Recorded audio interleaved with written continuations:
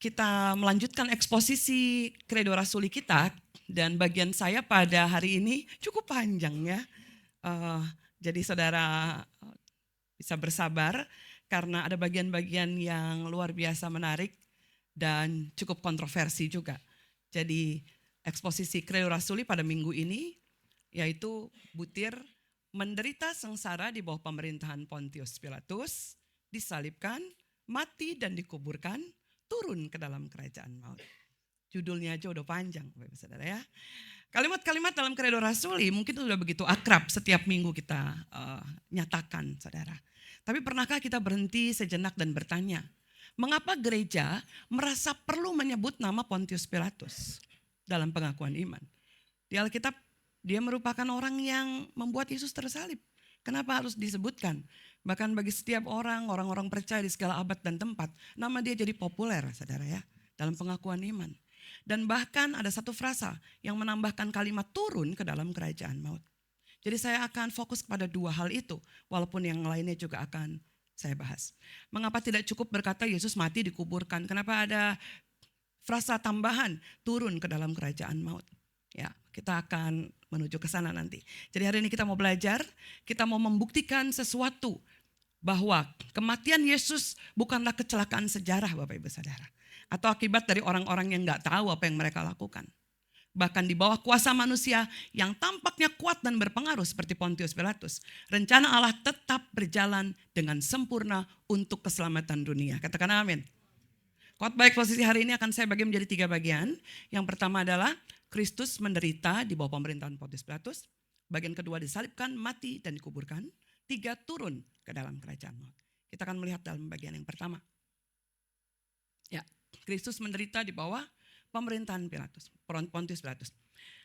Ketiga ayat yang akan saya sampaikan berikut ini, sekalipun masing-masing penulisnya punya sudut penekanan yang sedikit berbeda, namun mereka bersama-sama menegaskan secara historis dan teologis bahwa Yesus benar-benar menderita dan mati di bawah pemerintahan Pontius Pilatus. Ayat yang pertama, Lukas 3 ayat 1-2, penegasan historis. Dalam tahun ke-15 dari pemerintahan Kaisar Tiberius ketika Pontius Pilatus menjadi wali negeri Yudea. Lukas sengaja mencantumkan nama Pontius Pilatus bersama tokoh-tokoh politik besar lainnya. Ada Kaisar Tiberius, Herodes, Filipus, Lisanias. Ia sedang menempatkan peristiwa Yesus dalam konteks sejarah yang nyata.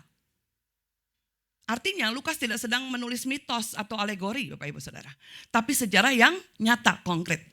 Dengan menyebut Pilatus, Lukas menyatakan bahwa pelayanan dan penderitaan Yesus terjadi di bawah pemerintahan yang benar-benar ada. Jadi kalau ditelusuri sejarahnya, maka di bawah pemerintahan Pontius Pilatus saat itu ada seorang yang bernama Yesus yang harus dihukum mati.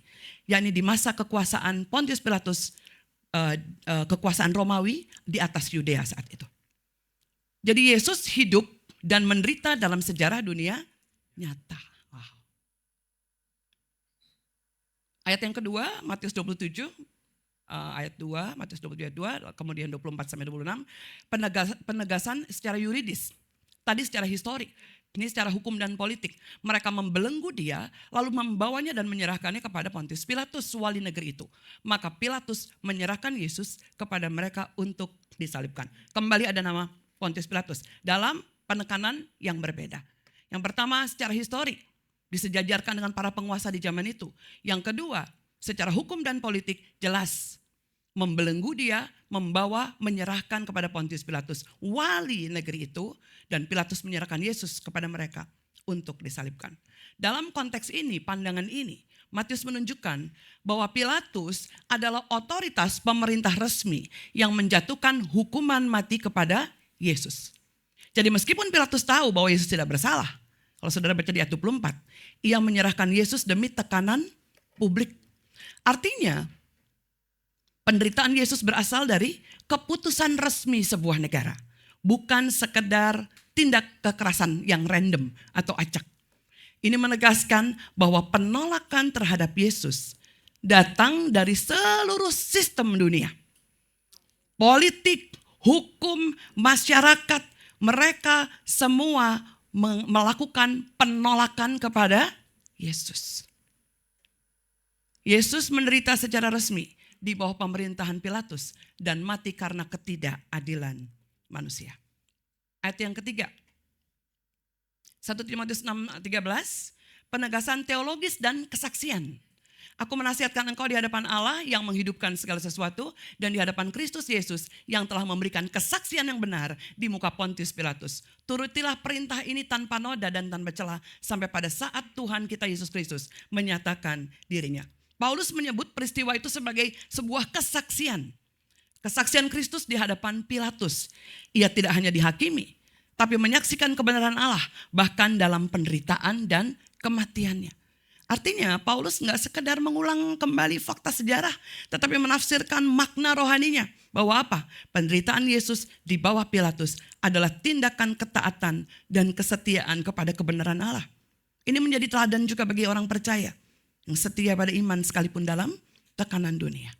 Nah, sekarang kita akan bertanya, siapa sih Pontius Pilatus? Pontius Pilatus adalah gubernur Romawi di provinsi Yudea pada masa pemerintahan Kaisar Tiberius. Jadi ini udah sangat-sangat lama, saudara nggak usah pikirin ya. Sekitar tahun 26-36 Masehi, saudara ya. Ia diangkat langsung oleh Roma untuk menjaga ketertiban politik dan keamanan, terutama di wilayah Yerusalem yang sering bergolak karena isu agama dan nasionalisme Yahudi. Itulah sebabnya Lukas menulis secara historis, Lukas 3:1-2 tadi, menegaskan bahwa peristiwa Yesus terjadi dalam konteks sejarah yang nyata, bukan mitos. Mengapa Pilatus tidak membela Yesus? Matius 27 ayat 19 mencatat bahwa istri Pontius Pilatus sempat mengirim pesan. Jangan engkau mencampuri perkara orang benar itu. Sebab karena dia aku sangat menderita dalam mimpi tadi malam. Artinya bahkan melalui mimpi istrinya, Pilatus sudah mendapat peringatan tentang ketidakbersalahan Yesus. Namun Pilatus tetap menyerahkan Yesus untuk disalibkan. Mengapa? Ada beberapa alasan yang saling terkait. Yang pertama, untuk posisinya, maka ia akan takut kehilangan jabatan. Yohanes 19 ayat 12 dikatakan seperti ini. Jika engkau melepaskan dia, artinya membebaskan si Yesus itu, engkau bukan sahabat kaisar. Dalam sistem Romawi, kalau ada tuduhan bukan sahabat kaisar, maka akibatnya sangat fatal bagi karir seorang gubernur. Yang kedua, Pilatus tahu Yesus tidak bersalah. Tetapi ia lebih memilih menyenangkan massa daripada membela kebenaran. Matius 27:24 berkata, ketika Pilatus melihat bahwa segala usahanya tidak berhasil, malah sudah timbul kekacauan, ia mengambil air dan membasuh tangan. Itu simbol bahwa ia menyerah pada tekanan politik dan sosial. 3, ia adalah contoh nyata manusia yang kompromi terhadap kebenaran. Ia melihat kebenaran di hadapannya, bahkan berbicara langsung dengan Yesus tentang kebenaran dalam Yohanes 18:37 ayat 38. Tetapi ia memilih diam, takut, dan akhirnya tunduk pada kepentingan diri sendiri. Pontius Pilatus adalah gambaran kita, saudara. Kebenaran bukan sesuatu yang kita pertahankan. Kita lebih takut kehilangan jabatan, kita lebih memilih untuk menyerah pada tekanan politik dan sosial. Kita memilih diam, takut, dan akhirnya tunduk pada kepentingan sendiri. Karena itu, tadi kan saya bilang, ngapain taruh namanya dia di pengakuan iman rasuli. Karena itu, nama Pilatus dimasukkan ke dalam kredo rasuli, bukan untuk menghormatinya, tetapi untuk menegaskan bahwa Yesus tidak mati dalam dunia mitos, melainkan dalam dunia yang nyata. Di bawah sistem politik, hukum, dan hati manusia yang nyata, yang menolak kebenaran demi kuasa, kenyamanan, kontrol, dan penerimaan. Dosa menghancurkan segala sesuatu, termasuk di dunia politik, hukum, dan kemanusiaan. Di bawah pemerintahan Pontius Pilatus, kita melihat bagaimana dunia menolak kebenaran dan memilih ketidakadilan. Namun di balik semua itu, tetap ada rencana Allah yang jauh lebih besar. Rencana penebusan yang sudah dirancang sejak awal kejatuhan manusia. Dan kita akan masuk ke dalam bagian yang kedua.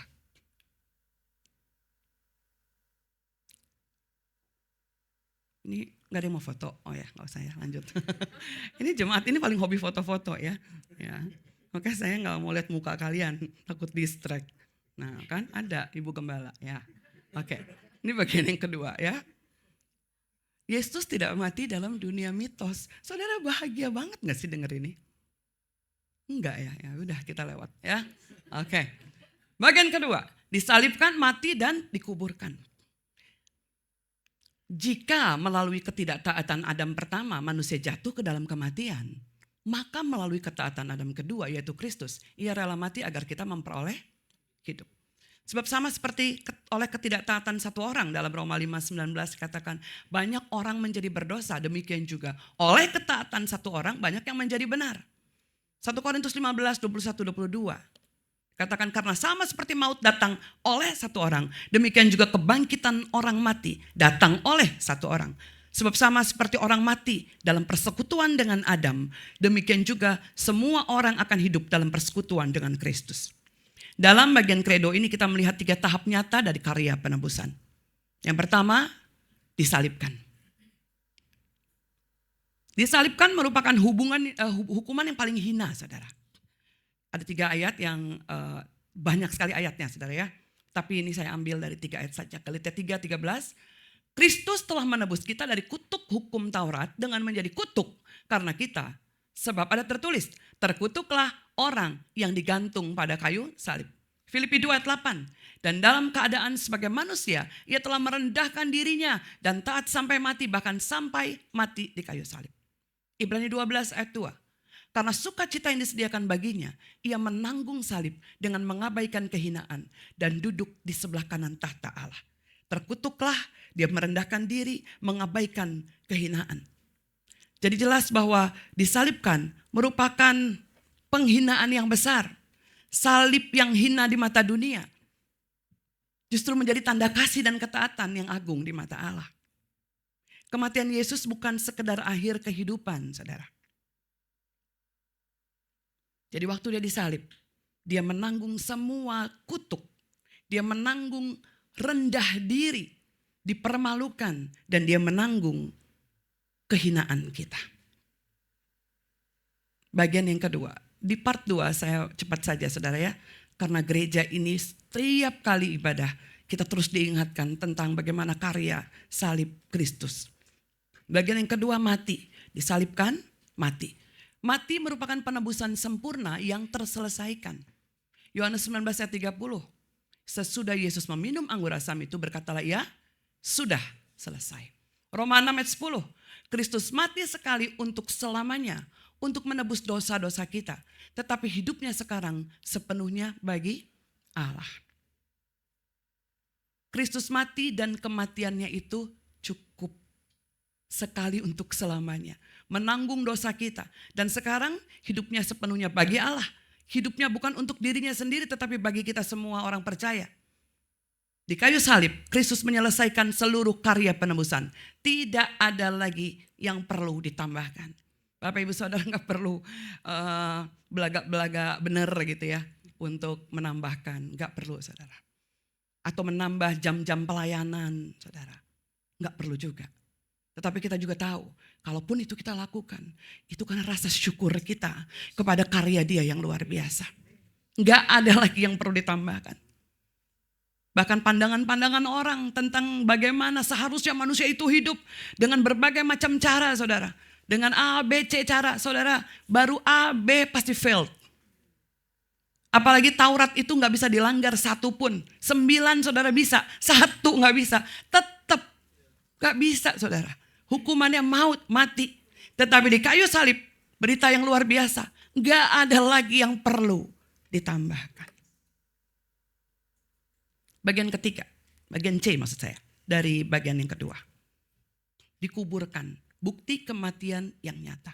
Matius 27, 59, 60. Yusuf mengambil mayat itu, mengapaninya dengan kain lenan yang putih bersih, lalu membaringkan di dalam kuburnya yang baru, yang digalinya di dalam bukit batu. 1 Korintus 15:34, bahwa Kristus telah mati karena dosa-dosa kita, sesuai dengan kitab suci, dan bahwa ia telah dikuburkan. Artinya, segala sesuatu tercatat, banyak saksi menyatakan hal ini. Jadi dia benar-benar menderita, disalibkan, mati, dan dikuburkan. Tetapi ada lanjutannya kalau kita baca 1 Korintus 15 ayat 3-4. Pada hari yang ketiga dia bangkit. Saya gak membahas itu minggu depan Bapak Ibu Saudara ya. Melalui salib, kematian dan penguburannya, Kristus menunjukkan ketaatan yang sempurna dan kasih yang tak terbatas. Disalibkan ia menanggung kehinaan dan kutuk, menggantikan kita yang seharusnya menerima kutukan. Dia mati, ia menyelesaikan karya penebusan untuk selamanya, sekali untuk selamanya, memenuhi seluruh tuntutan keadilan Allah. Dikuburkan, ia menegaskan bahwa kematiannya benar-benar nyata, sehingga kebangkitannya kelak menjadi bukti kemenangan atas dosa dan maut. Penguburan Kristus menegaskan realitas kematiannya, sekaligus membuka jalan bagi kepastian kebangkitannya. Karena kalau tidak dikubur, saudara, arti kebangkitannya jadi seperti cerita fiktif. Tapi ini menunjukkan sebuah kepastian akan kebangkitannya. Saya lumayan cepat di situ ya, karena bagian yang ini akan membawa kita pada pengalaman jet coaster, saudara ya. Turun ke dalam kerajaan maut. Frasa ini merupakan frasa kontroversial, saudara. Apa makna dari frasa ini, turun ke dalam kerajaan? Mengapa dikatakan kontroversial? Bahkan di beberapa gereja, kalau sudah perhatikan, frasa ini seringkali dimasukkan ke dalam kurung. Turun ke dalam kerajaan maut. Jadi boleh dibaca, boleh enggak.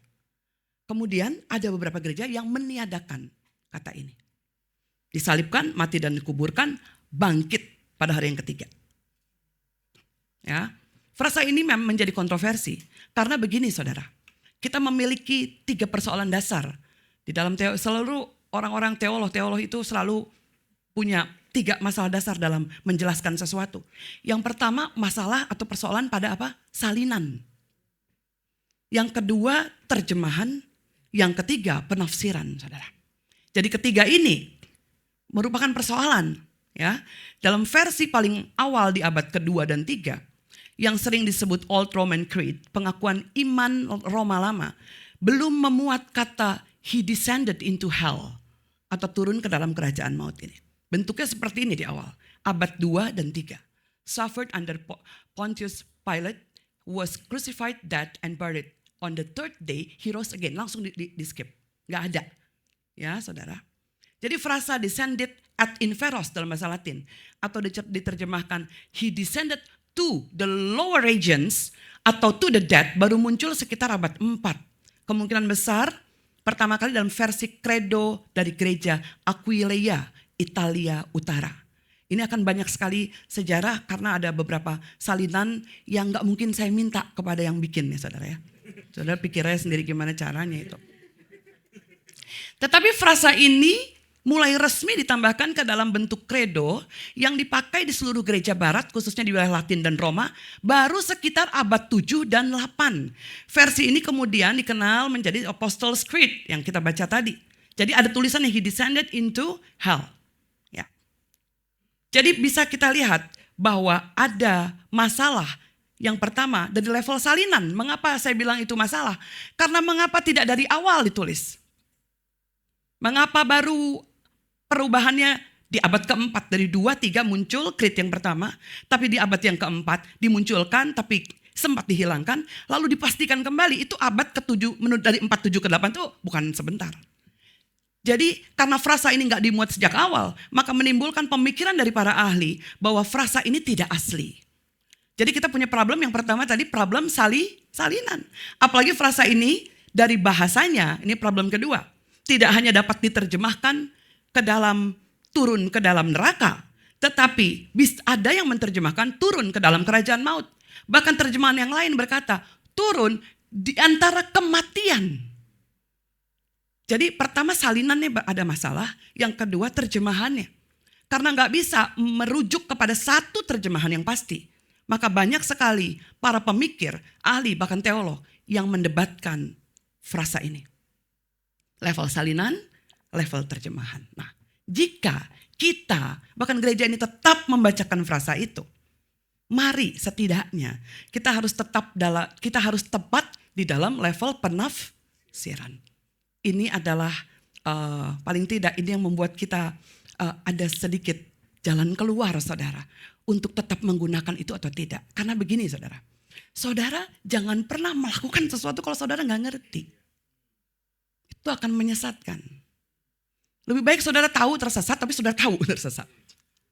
Daripada saudara nggak ngerti tapi iya aja. Tahu-tahu udah makin menjauh. Paling tidak penafsirannya. Ini bukan penafsiran Rea, saudara, tenang aja. Bukan penafsiran UC juga, bukan. Ini semua based on the scripture. Karena memang kita dari mana lagi gitu, saudara ya. Nah, frasa ini yang menarik, saudara ya. Nah, ini saya baru mulai khotbah. Udah tegang banget. Aduh. Ya, ini saudara ya. Frasa ini, jadi kalau saya ngomong gini, frasa ini itu artinya turun ke dalam kerajaan maut. Ya, supaya saudara semua aware ya. Jadi nggak ada kata-kata yang lain. Kita lagi membahas turun ke dalam kerajaan maut. Menderita Pontius Pilatus sudah jelas. Harusnya udah jelas ya, puji Tuhan. Disalibkan, mati dan dikuburkan, kalau nggak jelas tiap minggu. Dalam care group, dalam kelas, saudara udah jelas itu. Ya, tetapi yang ini saudara, wow. Frasa ini, turun ke dalam kerajaan maut, sering dikaitkan dengan ini saudara. 1 Petrus 3, 18-19. Sebab juga Kristus telah mati sekali untuk segala dosa kita. Ia yang benar untuk orang-orang yang tidak benar. Supaya ia membawa kita kepada Allah. Ia yang telah dibunuh dalam keadaannya sebagai manusia. Tetapi yang telah dibangkitkan menurut roh. Dan di dalam roh itu juga ia pergi memberitakan Injil kepada roh-roh yang di dalam penjara. Dalam bahasa Inggrisnya, in which he went and proclaimed to the spirits in prison. Bukan memberitakan Injil. Tadi ada masalah, ingat ya selalu. Dalam menerjemahkan sesuatu, ada masalah salinan, terjemahan. Nah, kita masuk ke dalam penafsiran. Ternyata kata kunci di kata itu, bentuk lampau dari kata kerja. Jadi itu, Yusak gak menuliskan cara bacanya ya. Itu kayak hiasan ya. Ya, untung dicontekan saya ada, saudara. Kata kunci dari ekerisen, asik. Bentuk lampau dari kata kerja, keriso. Makasih ya Yusak, kamu membuat saya kelihatan pinter. Kok gue shock juga, untung saya tulis saudara ya. Karena jujur saya gak tahu, kalau udah baca pun saya masih gak ngerti. Kenapa seperti itu? Ekerisen, jadi bentuk lampau dari kata kerja keriso yang artinya to proclaim, nah dia kasih tahu artinya. To announce, to make a public declaration. Jadi menyatakan, mengumumkan, memberitakan secara resmi. Bukan kata evangelion. Atau bukan kata evangelizomai. To preach the gospel, to bring the good news. Bukan saudara. Terjemahan kembali punya masalah. Jadi konteksnya lebih menunjuk pada pernyataan kemenangan Kristus. Bukan pemberitaan Injil untuk keselamatan kedua kali. Kita mundur saudara ya nih. Lihat urutannya. Dibunuh 18. Dibangkitkan. Jadi waktu roh pun pergi. Itu setelah kebangkitan. Jadi dia proklaim kebangkitannya atas maut. Ini diingat-ingat ya. Nanti kita kembali ke situ. Ada 7 pandangan dari hasil tentu saja penafsiran para ahli ya di zaman demi zaman. Yang tentang frasa ini, tentang frasa apa tadi? Iya, pintar ya. Ini yang pertama. Katanya gini, pandangan yang pertama, memberikan kesempatan kedua bagi orang mati yang belum percaya. Beberapa tokoh seperti Clement dari Alexandria dan Agustinus. Oh ini saya beritahukan lebih jelas lagi saudara ya. Ini pandangan. Belum tentu benar. Maksudnya begitu ya. Ini pandangan. Jadi saudara jangan, oh ini ya poinnya 1, 2, 3 berarti benar. Enggak, bukan saudara ya. Saya harus bertanggung jawab kepada apa yang saya beritakan ya. Jadi ini 7 pandangan. Ada pandangan masa demi masa. Perhatikan dari abad yang kedua. Terus bergulir sampai 7 ke 8 dari saudara sudah dengar. Kemudian masuk kepada masa-masa modern seperti sekarang. Bahkan nanti ada yang menarik. Ada pernyataan dari seorang tokoh reform yang juga saudara sudah sering kutip quote-nya ya. 7 pandangan tentang frasa. Yang pertama ada pandangan seperti ini, memberikan kesempatan kedua bagi orang mati yang belum percaya. Beberapa tokoh seperti Clement dari Alexandria dan Agustinus berpendapat bahwa Kristus turun ke dunia orang mati untuk memberi kesempatan kedua kepada mereka yang meninggal tanpa mendengar Injil. Teolog Aliton dalam tahun 1813-1879 bahkan mengatakan Kristus mungkin mengunjungi dunia orang mati lebih dari satu kali untuk tujuan ini. Teolog modern Wolfhard Pannenberg menafsirkan hal ini sebagai ini adalah metafora tentang luasnya kasih dan anugerah Allah yang menyelamatkan. Makanya dia berulang kali turun ke neraka untuk menginjil. Yang kedua, membebaskan orang percaya perjanjian lama dari limbo. Begini penjelasannya. Menurut Thomas Aquinas, Kristus turun untuk menyelamatkan orang-orang benar dari zaman perjanjian lama yang berada di tempat yang disebut limbo para bapa atau limbus patrum. Saudara tahu kan dibilang para bapa itu adalah orang-orang yang meninggal terlebih dahulu seperti Musa, Abraham, Nuh, ya. Dalam saksi iman dikatakan mereka belum menerima kesempurnaan. Kalau saudara baca dalam Ibrani 11:12. Nah, jadi ada satu pandangan orang-orang ini ada di limbo, limbus patrum. Lah, limbo para bapa. Jadi Aquinas ini di dalam kepercayaan Katolik ya, terutama mereka membagi alam setelah kematian menjadi 5 bagian. Ada surga, neraka, limbo anak-anak. Jadi untuk anak-anak yang mati tanpa baptisan. Lalu ada purgatori, api penyucian, dan limbo para bapa atau tempat sementara orang benar yang ada di perjanjian lama. Kata limbo sendiri berarti pinggiran atau batas. Jadi ada pandangan turun ke dalam kerajaan maut itu ke limbo gitu, ya. Yang ketiga, turun ke dalam kerajaan maut. Yesus benar-benar menderita di neraka untuk menebus dosa. Pandangan ini diajarkan oleh teolog Katolik seperti Nicholas de Cusa dan Hans Urs von Balthasar, serta beberapa pengkhotbah modern seperti Kenneth Copeland, Fred Price, dan Joyce Meyer. Jadi saudara, ternyata mereka percaya bahwa Kristus turun ke neraka nyata dan menderita di sana sebagai bagian dari penebusan. Wow. Kita lanjut saudara ya. 4 ya. Ya mungkin itu terinspirasi dari pandangan ini, ya kan? Yang tadi itu, ya. 4. Yesus menaklukkan setan setelah kematiannya. Menurut ajaran Lutheran Formula of Concord, setelah dikuburkan, Kristus sebagai Allah dan manusia turun ke neraka untuk menaklukkan iblis, menghancurkan kuasa neraka, dan mengambil kembali kuasa yang dirampas oleh setan. Pandangan ini menekankan kemenangan Kristus atas kuasa kegelapan. Diambil dari buku The Book of Concord 635, saudara ya. Padahal di ayat tadi kita sudah tahu bahwa terjemahannya bukan memberitakan Injil di dalam neraka. 5. Yesus mengalami neraka secara rohani saat disalib. Pandangan ini mengatakan bahwa turun ke neraka bukan berarti pergi ke suatu tempat, melainkan mengalami penderitaan rohani ketika Kristus menanggung murka Allah atas dosa disalib. Martin Luther menafsirkan bahwa Kristus mengalami neraka secara spiritual di Getsemani dan saat disalib. Di saat ia benar-benar menanggung hukuman dosa manusia. Nah ini pandangan yang berbeda lagi ya saudara ya.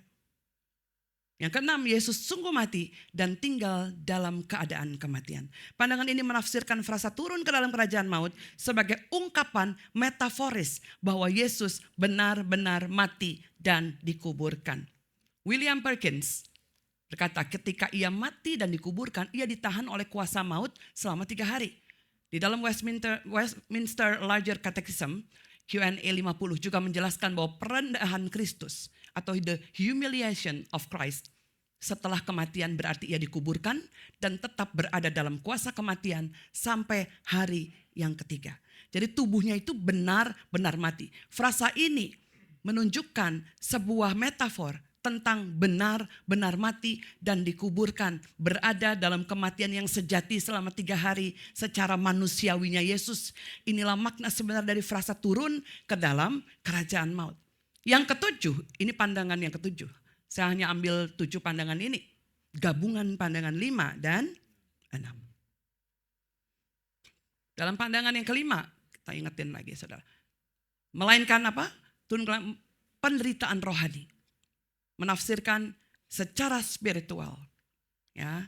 Kemudian yang keenam, sungguh mati dalam keadaan kematian. Jadi pandangan 5 dan 6 digabung saudara ya. Jadi sungguh mati. Dan juga gabungan ini dikatakan lagi, ditegaskan kembali dari teolog reform Francis Turretin. Kristus mengalami neraka secara rohani saat dia disalib. Penderitaan di bawah murka Allah, dan setelah itu ia tetap berada dalam keadaan kematian sampai kebangkitannya. Kita ada di pandangan yang mana? Turun ke dalam kerajaan maut, ternyata hanya penegasan bahwa ia sungguh-sungguh mati dan terus-menerus dalam keadaan mati selama 3 hari. Kuasa kematian berarti Yesus sungguh-sungguh mati sebagai manusia. Saudara, jangan terbingung-bingung dengan dia mati karena dia menyatakan diri benar-benar manusia. Tubuhnya berada dalam kubur dan dia mengalami keadaan kematian yang nyata, bukan seolah-olah mati. Jadi frasa ini, saudara, tidak bicara bahwa Yesus itu pergi ke neraka. Ya. Memiliki arti metafora dari penderitaan, kematian, dan penguburan Yesus. Merangkum peristiwa dari apa? Humiliation of Christ. Perendahan diri Kristus, saudara. Dalam teologi klasik dikatakan apa? Perendahan diri Kristus itu apa? Inkarnasi. Allah jadi manusia minggu lalu. Ya, inkarnasi, mengambil manusia untuk menjadi alat kelahirannya, saudara. Inkarnasi. Allah menjadi manusia. Kehidupan dalam kerendahan. Yang kedua, ia miskin, menderita, ditolak, dicobai, tapi dia gak berdosa. Masuk dalam passion, penderitaan, saudara. Kristus menanggung hinaan, pengkhianatan, siksaan, penderitaan batin, dan menjelang salib. Fase yang keempat, ia menanggung murka Allah atas dosa manusia. Lalu dimakamkan atau dikuburkan. Ia sungguh mati dan dikuburkan, menandakan kerendahannya sampai ke titik terdalam. Dalam Efesus 4, 9, 10 dikatakan, bukankah ia telah naik, berarti bahwa ia juga telah turun ke bagian bumi yang paling bawah. Ia yang telah turun, ia juga yang telah naik jauh lebih tinggi daripada semua langit untuk memenuhi segala sesuatu. Artinya ia telah turun ke bagian bumi yang paling bawah, mengacu pada kematian dan penguburan Yesus. Yesus turun ke dunia orang mati secara manusiawi. Menekankan humiliation of Christ. Kristus merendahkan dirinya sampai mati sebagai manusia. Ia yang telah naik jauh lebih tinggi daripada semua langit, mengacu pada apa? Kebangkitan dan kenaikan Yesus di surga. Menunjukkan exaltation of Christ. Kristus ditinggikan oleh Allah, menguasai segala sesuatu. Dan di perkataan Efesus tadi, untuk memenuhi segala sesuatu, tujuan dari kenaikan Kristus, memenuhi rencana Allah untuk keselamatan dan pemulihan ciptaan. Jadi saat dia naik ke surga, semua hal, ya, kita sedang menantikan pemulihan segala sesuatu, menegaskan kuasa dan otoritas Kristus atas surga dan bumi. John Piper termasuk di antara teolog reform yang tidak memasukkan atau tidak mengucapkan frasa ini. Ia menilai bahwa frasa itu sering disalahpahami. Banyak orang mengira frasa he descended into hell berarti Yesus benar-benar pergi ke tempat penyiksaan seperti neraka setelah mati. Piper menilai itu bukan maksud kredo maupun Alkitab. Dia berkata, I think he descended into hell is a misleading translation. Dia pikir itu adalah terjemahan yang menyesatkan. Saya tidak mau mengucapkan frasa itu karena saya tidak ingin menegaskan sesuatu yang terdengar seolah-olah Yesus pergi ke tempat siksaan. Sekarang kembali ke pertanyaan. Apa itu neraka? Kita percaya bahwa neraka merupakan keterpisahan total dari Allah. 2 Tesalonika 1 ayat 9. Mereka akan menderita hukuman kekal, jauhnya dari hadirat Tuhan dan dari kemuliaan kekuatannya. Dan hal ini, Bapak Ibu Saudara, sudah Yesus tanggung pada saat ia ditinggalkan Bapanya di kayu salib.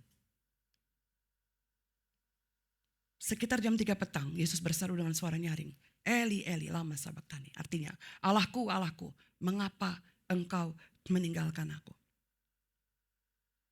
Kristus sungguh mengalami kematian sampai ke kedalaman keadaan manusia yang paling rendah. Kedalaman ini mencakup kondisi manusia setelah jatuh dalam dosa, terpisah dari Allah, hidup dalam penderitaan dan ketakutan akan maut. Ada di sini yang kalau mau mati santai-santai aja? Atau nggak gini, kayaknya gue besok pengen mati deh biar cepet-cepet kelar. Kalau ditanya, mau masuk surga nggak? Mau. Ya udah, mati yuk. Enggak ada yang mau pasti. Ya. Tidak berdaya menghadapi dosa dan kematian. Terangkum dalam Kejadian 3, saudara. Pelanggaran manusia terhadap Allah, timbul rasa malu dan takut, menyalahkan satu dengan yang lain, kutuk dosa, pengusiran dari Taman Eden.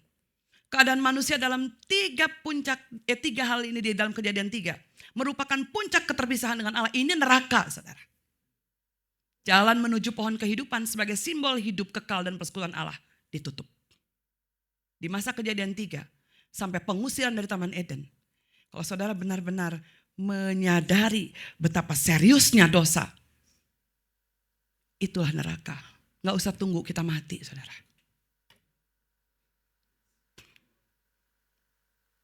Melalui kematiannya ia memusnahkan kuasa maut dan membebaskan kita dari ketakutan akan maut. Saya memparafrase ya, Ibrani 2. Selanjutnya, ini tentang kunci waktu dia bilang saya pegang kunci. Aku memegang kendali penuh atas kematian dan alam orang mati. Segala kuasa atas maut dan dunia orang mati ada di tanganku. Wow.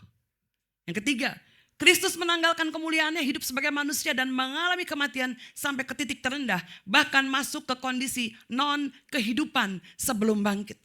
Jadi dia real mati sebagai manusia. Kristus mengalami kematian sepenuhnya untuk mengalahkan kematian bagi kita semua. Amin. Jadi dalam 3 hari Yesus ada di state of death, saudara. Kondisi mati. Tetapi ingat, statusnya mati. Status mati tidak berarti benar-benar mati dalam keilahiannya. Tetapi dalam status manusianya, dia diberi status benar-benar mati. Dia mengalami keterpisahan jiwa dengan tubuh. Pertanyaan yang menarik selanjutnya. Jadi kemana roh Yesus di antara penguburan dan kebangkitannya? Apa yang terjadi antara kematian dan kebangkitannya? Yesus sungguh mati sebagai manusia, bukan hanya tubuhnya, tetapi ia benar-benar mengambil bagian dalam kematian yang sesungguhnya. Masih ingat ini, saudara? Yesus berkata kepada penjahat di salib. Kata Yesus kepadanya, sesungguhnya hari ini juga engkau akan ada bersama-sama dengan aku di Firdaus. Pernyataan selanjutnya. Lalu Yesus berseru dengan suara nyaring, ya Bapa, ke dalam tanganmu kuserahkan nyawaku. Artinya Yesus tidak disiksa di neraka selama 3 hari. Namun frasa credo turun ke dalam kerajaan maut berarti Yesus masuk ke dalam realitas kematian manusia. Benar-benar manusia. Karena apa? Kematian itu betul-betul ciri manusia, saudara. Gak ada manusia yang bisa menghindari kematian. Tetapi bedanya ia mengalahkan kuasa maut dari dalam. Bukan disiksa oleh maut itu sendiri. Yesus sungguh mati dan masuk ke dalam keadaan kematian manusia. Itu dinamakan kerajaan maut. Tubuhnya dikuburkan dan ia sungguh berada di bawah kuasa maut secara penuh sebagai manusia. Kuasa maut di sini bukan kuasa iblis, saudara. Kuasa atas kematian. Karena tidak ada manusia yang mampu menghindari kematian. Tetapi ia tetap bersatu dengan Bapa dan Roh Kudus. Ketritunggalan dia, saudara. Rohnya berada di Firdaus seperti yang dia katakan kepada si penjahat yang bertobat itu. Tetapi bedanya dia bangkit di hari yang ketiga. Ia menghancurkan kuasa maut dan membuka jalan kehidupan bagi kita. Maka genaplah ayat ini, saudara. Engkau, ini Daud berkata, engkau tidak akan meninggalkan jiwaku di Sheol. Dan tidak membiarkan orang salehmu melihat kebinasaan. Sheol itu adalah penantian juga, saudara. Seperti dalam bahasa lain Hades. Bukan Seoul, itu Korea ya. Ini Sheol. Sheol. Ya. Korea, makanya gue tunjuk ke kanan ya. Sheol, dan tidak membiarkan orang salehmu melihat kebinasaan. Petrus menegaskan bahwa nubuatan ini tuh tergenapinya di kondisi Kristus. Ya. Kisah Para Rasul 2:27, sebab engkau tidak akan membiarkan aku tinggal dalam dunia orang mati. Hades, jadi Ibrani Yunani ya, sebenarnya sama aja Hades dan juga Sheol. Dan tubuhmu tidak akan mengalami kebinasaan. Petrus bilang gini di ayat selanjutnya, saya akan bacakan aja. Saudara-saudara, aku boleh berkata terus terang nih tentang Daud, bapak leluhur kita, ya. Ia telah mati dan dikubur, kuburnya masih ada sampai hari ini. Petrus menegaskan bahwa Daud itu benar-benar mati dan dikuburkan. Jadi kata-kata dalam Mazmur 16:10 tadi tidak mungkin berlaku bagi Daud secara pribadi. Karena tubuhnya telah mengalami kebinasaan. Tetapi Daud itu kan seorang nabi dan dia tahu bahwa Allah berjanji kepadanya dengan bersumpah bahwa ia akan mendudukkan seorang dari keturunan Daud sendiri di atas tahtanya. Jadi ini merujuk kepada Kristus karena Daud mati nggak bangkit lagi. Banyak orang-orang besar yang menyatakan diri membawa pengajaran A, B, C, D. Mereka berakhir sampai di kematian. Mereka tidak punya, betul-betul tidak memiliki kuasa mengalahkan kematian. Karena itu ia telah melihat ke depan dan telah berkata tentang kebangkitan Mesias. Bahwa ia tidak ditinggalkan di dalam dunia orang mati. Dia nggak ada di dunia orang mati. Dan bahwa tubuhnya tidak mengalami kebinasaan. Itu bedanya Kristus yang kita sembah. Dari tokoh-tokoh agama, nabi, raja-raja yang ada di dunia ini. Jadi Daud sedang bernubuat tentang kebangkitan Kristus, bukan tentang dirinya sendiri. Saya akan bacakan Mazmur 88.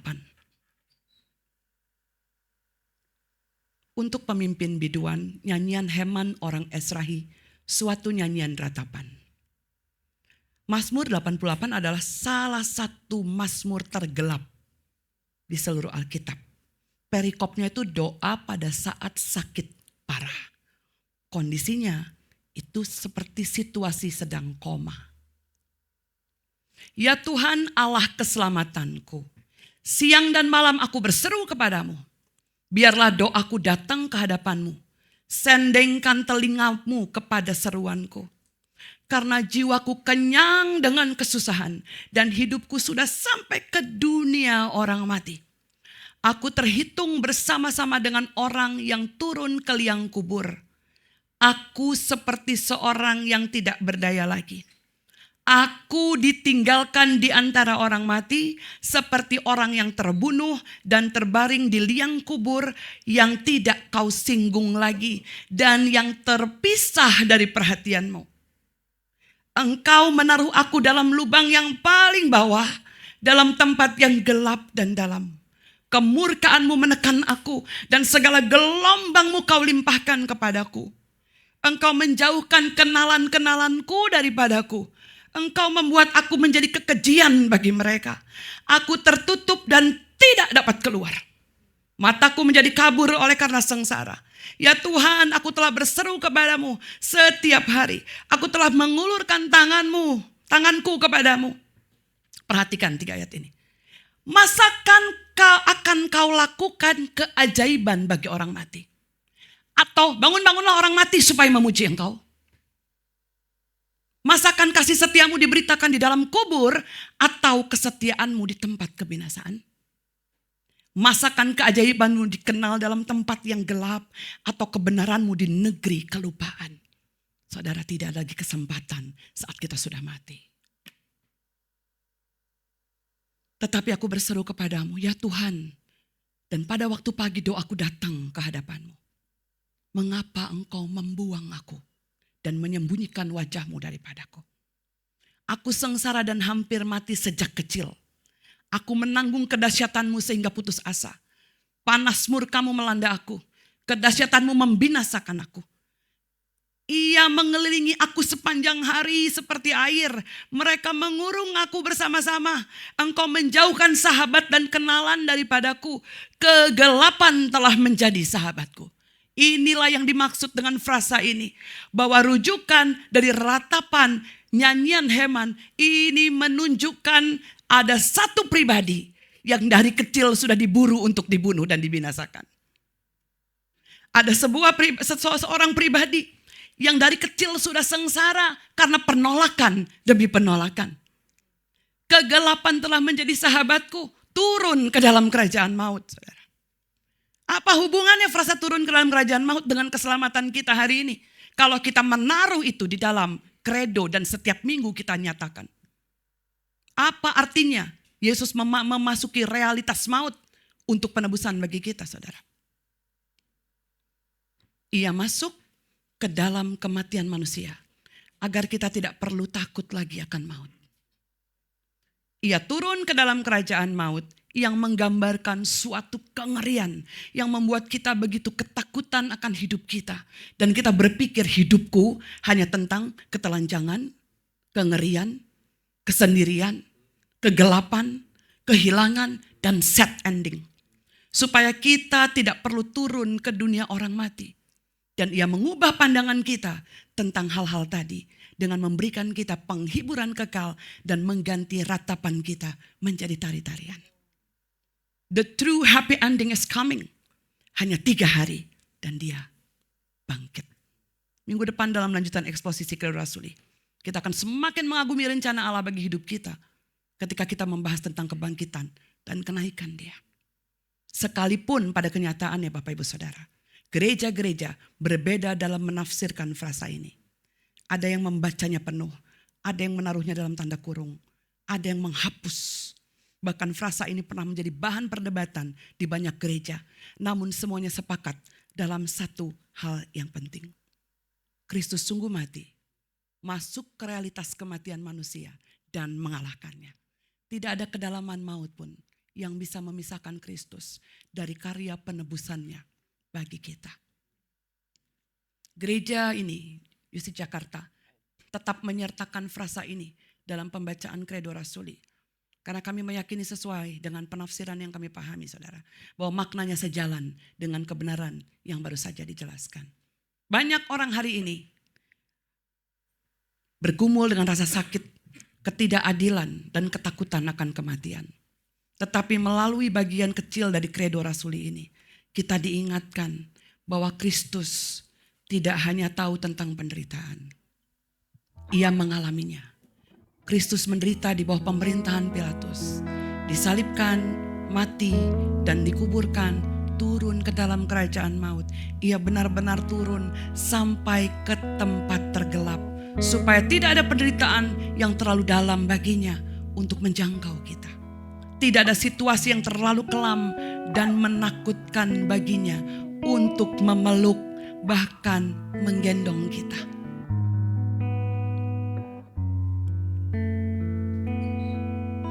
Di kayu salib, ia mengalami neraka saat relasi dengan Bapaknya terputus. Supaya saya dan saudara yang seharusnya menjadi bagian dari neraka menerima kemenangan dan menjadi bagian di dalam keluarga kerajaan Allah. Yesus menderita atas hukuman yang ia terima karena ketidakadilan. Supaya kita yang mengalami penderitaan karena pelanggaran yang kita lakukan, mengalami pemulihan dan dibebaskan dari hukuman kekal. Di atas kayu salib, Yesus merasakan haus supaya kita si paling haus pengakuan, si paling haus penerimaan, si paling haus kekuasaan, si paling haus pembenaran, mengalami kelegaan, kepuasan, dan menikmati kasih yang sejati.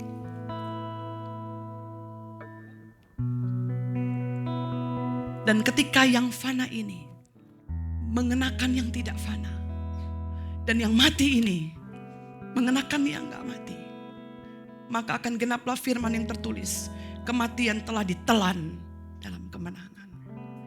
Hai maut, di manakah kemenanganmu? Hai maut, di manakah sengatmu? Sengat maut ialah dosa dan kuasa dosa ialah hukum Taurat. Tetapi syukur kepada Allah yang telah memberikan kepada kita kemenangan oleh Yesus Kristus, Tuhan kita. Inilah kabar baik, kesempatan di saat saudara masih bisa bernafas. Saudara bisa merasakan cara Tuhan menggendong kamu. Dia turun ke dalam dunia maut, ke dalam kerajaan maut, supaya dinyatakanlah semua ketakutanmu dia tanggung. Dan dia bukan mitos, dia benar-benar Tuhan yang sejati. Terima kasih Tuhan. Terima kasih buat cintamu yang tanpa batas. Kau berikan hidupmu, jadikan ku berharga. Terima kasih cintamu yang tanpa batas. Kau berikan hidupmu, jadikan aku indah. Terima kasih buat cintamu yang tanpa batas. Kau berikan hidupmu, jadikan ku berharga. Terima kasih buat cintamu yang tanpa batas. Kau berikan hidupmu, jadikan aku indah. Terima kasih. Kami bersyukur kepadamu. Terima kasih. Engkau sudah menderita di bawah pemerintahan Pilatus, disalibkan, mati, dan dikuburkan, turun ke dalam kerajaan maut. Terima kasih. Menggantikan semua posisi kami yang sia-sia. Mengembalikan status kami, memberikan identitas yang baru. Terima kasih, gak akan cukup untuk menyatakan betapa kami sungguh sangat bersyukur menjadi orang yang Tuhan pilih. Terima kasih, biarkan kebenaran ini terus mengalir dalam kehidupan kami. Dan rasa syukur ini akan kami naikkan dalam setiap aspek hidup kami. Sehingga dunia mengenal siapa Kristus yang sudah mati dan dibangkitkan untuk kami. Terima kasih. Dalam nama Yesus kami berdoa. Amin. Soli Deo Gloria.